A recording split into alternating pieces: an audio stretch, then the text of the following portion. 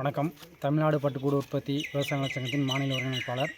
இன்று தமிழக அளவில் இளம்புழு வளர்ப்பு மையத்திலிருந்து வரும் புழுக்களின் தரம் சரியில்லாத காரணத்தினாலும் முட்டையும் வீரியம் இல்லாத காரணத்தினாலும் பல பகுதிகள் விவசாயிகள் தொடர்ந்து கிட்டத்தட்ட 2 ஆண்டுகளுக்கு மேலாக தொடர்ந்து பாதிப்பு அடைந்து வருகிறார்கள். இது குறித்து மத்திய பட்டு வாரியத்திடமும் மாநில பட்டு வளர்ச்சித்துறையின் இயக்குநரிடம் சங்கத்தின் வாயிலாகவும் விவசாயிகளாகவும் நேரடியாகவும் ஆதாரங்களை எடுத்து கூறியும் சரி செய்ய வேண்டும் என்பதை கருத்துக்களை முன்வைத்தோம். ஆனால் தொடர்ந்து விவசாயிகள் இளம்புழு வளர்ப்பு மையத்தில் புழுக்களின் தரம் சரியில்லைனாலும் முட்டையின் தரம் சரியில்லாத காலத்தால் விவசாயி தொடர்ந்து பாதிக்கப்படுகிறார்கள். விவசாயிகள் இளம்புழு வளர்ப்பு மையத்தில் 7 நாட்கள் புழு வளர்த்தும் விவசாயிகளிடம் 15 நாட்கள் புழு வளர்த்தும் ஒரு கூடு அறுவடைக்கு 22 நாள் ஆகிறது. ஆனால் விவசாயியிடம் புழு வளர்ப்பு தோல்வி அடைகிறப்ப 75 நாள் ஒரு பேட்ச் விவசாயி இலைய அறுவடையிலிருந்து புழு வளர்ப்பு கொண்டு வர்றதுக்கு 75 நாள் ஆகும். ஆனால் பாதிப்பு இதில் அடைகிற பாதிப்பு விவசாயிகளுக்கு மட்டும்தான்.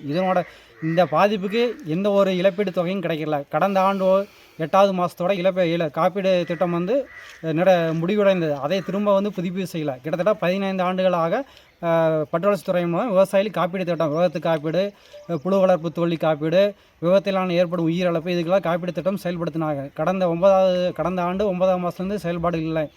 இது விவசாயிகள் பாதிப்பிலிருந்து வெளியே கொண்டு வர்றதுக்கு மத்திய மாநில பட்டு வளர்ச்சித்துறையின் அதிகாரிகள் இளம்புழு வளர்ப்பு மையம் ஆய்வு செய்து அவை விதை சட்டத்தின் அடிப்படையில் ஆய்வு செய்து தரமான புழுக்கள் என்று சான்று அளித்தது பிறகு விவசாயிகளுக்கு வழங்க நடவடிக்கை எடுக்குமாறு கேட்டுக்கொள்கிறோம். இப்போ பாதிக்கப்பட்ட விவசாயி கிட்டத்தட்ட 300 முட்டை புழு வளர்ப்பு செய்துள்ளார். இவருக்கு அறுவடை செய்தால் கிட்டத்தட்ட 1,50,000 ரூபா வரும். ஆனால் இப்போ கிட்டத்தட்ட 40,000 50,000 வெறும் செலவு மட்டும் செஞ்சிருக்கார். நஷ்டம்தான். இதே போல் பல பகுதிகள் இங்கே தீ வச்சுட்டு இருக்காங்க. இப்போவும் உடுமலை பகுதியில் நடந்திருக்கு, கோபிச்செட்டிப்பாளையம், திண்டுக்கல் பகுதியில் நடந்திருக்கு. அதாவது குறிப்பிட்ட சில இளம்புழு வளர்ப்பு மையத்திலிருந்து கிட்டத்தட்ட டெலிவரி கொடுக்குறப்ப ஒரு 10,000 முட்டைங்கிறது கிட்டத்தட்ட ஒரு 100 விவசாயிகளுக்கு மேலே வரும். இதே மாதிரி தான் எல்லா பக்கம் பாதிப்படைகிறாங்க. இதுக்கு துறையின் நிர்வாகம் சரியான தீர்வு ஆய்வு செஞ்சு தரமானது என்று சான்று அளித்தால் மட்டும்தான் இதை சரி செய்ய முடியும். இதை ஆய்வு செய்கிறது மத்திய மாநில பட்டு வளர்ச்சித்துறையின் இணைந்த டீம் தான் ஆய்வு செய்யணுங்க. ஆனால் இது மெத்தன போக்கின் காரணமாக இவ்வாறு விவசாயிகள் பல பகுதியில் பாதிப்படைந்து வருகிறார்கள்.